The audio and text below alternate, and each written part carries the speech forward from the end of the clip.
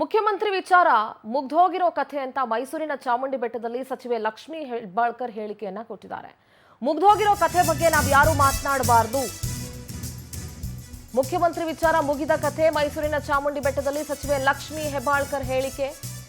ಮುಗಿದ ಕಥೆ ಬಗ್ಗೆ ನಾವು ಯಾರು ಮಾತಾಡಬಾರದು. ಸಿದ್ದರಾಮಯ್ಯ ಹೇಳಿದ ಮೇಲೆ ಎಲ್ಲ ಮುಗೀತು ಅಂತ ಅರ್ಥ. ಮುಗಿದ ಕಥೆ ಬಗ್ಗೆ ಪ್ರತಿಕ್ರಿಯೆ ನೀಡಿದ್ರೆ ತಪ್ಪಾಗುತ್ತೆ. ಸೆಪ್ಟೆಂಬರ್ನಲ್ಲಿ ಯಾವುದೇ ಕ್ರಾಂತಿ ಇಲ್ಲ, ಬರೀ ಶಾಂತಿ ಅಷ್ಟೇ ಅಂತ ಎಲ್ಲ ಪ್ರಶ್ನೆಗಳಿಗೂ ಮುಖ್ಯಮಂತ್ರಿಗಳೇ ಉತ್ತರ ಕೊಟ್ಟಿದ್ದಾರೆ ಅಂತ ಸಚಿವೆ ಲಕ್ಷ್ಮೀ ಹೆಬ್ಬಾಳ್ಕರ್ ಮೈಸೂರಿನ ಚಾಮುಂಡಿ ಬೆಟ್ಟದಲ್ಲಿ ಆಷಾಢ ಶುಕ್ರವಾರದ ಪ್ರಯುಕ್ತ ಚಾಮುಂಡಿ ಬೆಟ್ಟಕ್ಕೆ ತೆರಳಿದ್ರು ಅನ್ಸುತ್ತೆ, ಅಲ್ಲಿ ಹೇಳಿಕೆಯನ್ನ ಕೊಟ್ಟಿದ್ದಾರೆ. ಸ್ವತಃ ಸಿಎಂ ಆನ್ಸರ್ ಮಾಡಿದ ಮೇಲೆ ಅಲ್ಲಿಗೆ ಅದು ಇತಿಶ್ರೀ ಅಂತ ಹೇಳಿದ್ದಾರೆ. ಈಗ ಸಿಎಂ ಸಾಹೇಬ್ರು ಸಂದರ್ಶನವನ್ನ ನಾನು ಕೂಡ ತಮ್ಮ ಮಾಧ್ಯಮದಲ್ಲೇ ನೋಡಿದ್ದೀನಿ. ಸೊ ಅವರು ಹೇಳಿದ ಮೇಲೆ ಕತೆ ಅಲ್ಲಿಗೆ ಮುಗೀತು. ನೋಡಿ, ದೊಡ್ಡವರು ಈಗಾಗಲೇ ರಿಯಾಕ್ಟ್ ಮಾಡಿದ್ದಾರೆ. ಅದನ್ನ ಡಿಸಿಎಂ ಅವರನ್ನ ಕೇಳಿದ್ರೆ ಉತ್ತರ ತಮಗೆ ಸಿಕ್ಕಬಹುದು. ಆದ್ರೆ ಈಗ ಸಿಎಂ ಅವರು ಮಾತಾಡಿದ್ದಾರೆ, ಡಿಸಿಎಂ ಅವರು ಮಾತಾಡಿದ್ದಾರೆ. ಇದು ಏನೇ ಇದ್ರೂ ಕೂಡ ಇದು ಹೈಕಮಾಂಡ್ ನ ಚಾವಡಿಯಲ್ಲಿ ಇರುವಂತದ್ದು. ಬಟ್ ಸಿಎಂ ಅವರು ತಮ್ಮ ಮಾತಿನಲ್ಲಿ ಎಲ್ಲ ಹೇಳಿದ್ದಾರೆ. ಸೊ ಇದ್ರ ಬಗ್ಗೆ ಯಾರು ಕೂಡ ರಿಯಾಕ್ಟ್ ಮಾಡಬಾರ್ದು, ಮಾಡೋದು ಕೂಡ ಸಮಂಜಸ ಅಲ್ಲ ಅಂತ ನನ್ನ ಒಂದು ಅನಿಸಿಕೆ. ಇನ್ನು 3 ತಿಂಗಳಿಗೊಮ್ಮೆ ಗೃಹಲಕ್ಷ್ಮಿ ಹಣ ಕೊಡ್ತಾ ಇದ್ದೀರಲ್ಲ ಮೇಡಮ್, ಎಚ್.ಎಂ. ರೇವಣ್ಣ ಅವರು ಈ ರೀತಿ ಹೇಳ್ತಾ ಇದ್ದಾರಲ್ಲ ಅಂತ ಕೇಳಿದಾಗ ಎಚ್.ಎಂ. ರೇವಣ್ಣ ಅವರ ಹೇಳಿಕೆಗೆ ಸಚಿವೆ ಲಕ್ಷ್ಮೀ ಹೆಬ್ಬಾಳ್ಕರ್ ತಿರುಗೇಟ್ ಕೊಟ್ಟಿದ್ದಾರೆ. ನೋಡ್ರಿ, ನಾವು ಪ್ರತಿ ತಿಂಗಳು ಹಣ ಕೊಡ್ತಾ ಇದೀವಿ, ಯಾವುದೇ ತೊಡಕಾಗ್ತಿಲ್ಲ. ಎಚ್.ಎಂ. ರೇವಣ್ಣ ಅವರು ಯಾಕೆ ಆ ರೀತಿ ಮಾತಾಡ್ತಾ ಇದಾರೋ ನನಗೆ ಗೊತ್ತಿಲ್ಲ. ಸ್ಪಷ್ಟೀಕರಣ ಕೇಳೋದಕ್ಕೆ ಅಂತ ಫೋನ್ ಮಾಡಿದ್ರೆ ಅವ್ರ ಫೋನ್ ಕೂಡ ಪಿಕ್ ಮಾಡ್ತಾ ಇಲ್ಲ.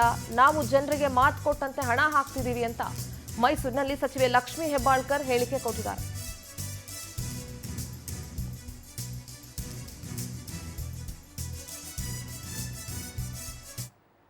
ನನ್ನ ಖಂಡಿತವಾಗ್ಲೂ ಸಮಸ್ಯೆ ಇಲ್ಲ.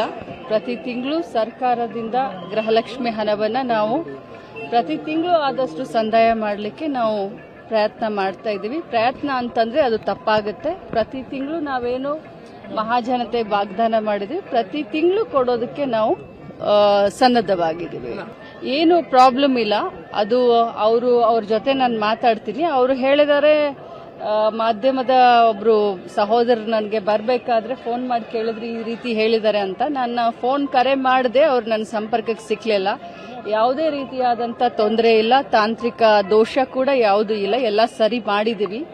31 ಜಿಲ್ಲೆಗೆ ತಾಲೂಕ್ ಪಂಚಾಯಿತಿ ಅಂದ್ರೆ ಜಿಲ್ಲೆ ಹೆಡ್ ಕ್ವಾರ್ಟರ್ಸ್ ತಾಲೂಕ್ ಪಂಚಾಯಿತಿಯ ಮುಖಾಂತರ ನೇರವಾಗಿ ಸಿಡಿಪಿಒ ಅಕೌಂಟ್ಗೆ ಹಾಕಿ ಅಲ್ಲಿಂದ ಡೈರೆಕ್ಟ್ ಆಗಿ ಬೆನಿಫಿಷರಿಗಳ ಅಕೌಂಟ್ಗೆ ಹಾಕುವಂತ ವ್ಯವಸ್ಥೆ ಈಗೆಲ್ಲ ಸರಿಯಾಗಿದೆ. ಸೊ ತಾಂತ್ರಿಕ ದೋಷ ಅಂತೂ ಏನಿಲ್ಲ. ಅವ್ರು ಯಾಕೆ ಆ ರೀತಿ ಹೇಳಿದ್ರು ಅನ್ನೋದನ್ನ ಅವ್ರ ಹತ್ರ ಮಾತನಾಡಿ ತಮಗೆ ನಾನು ರಿಯಾಕ್ಟ್ ಮಾಡ್ತೀನಿ. ಬಟ್ ತಾಂತ್ರಿಕ ದೋಷ ಯಾವುದೂ ಇಲ್ಲ. ಪ್ರತಿ ತಿಂಗಳು ಗೃಹಲಕ್ಷ್ಮಿಗಳಿಗೆ ಹಣವನ್ನ ನಾವು ಸಂದಾಯ ಮಾಡ್ತೀವಿ.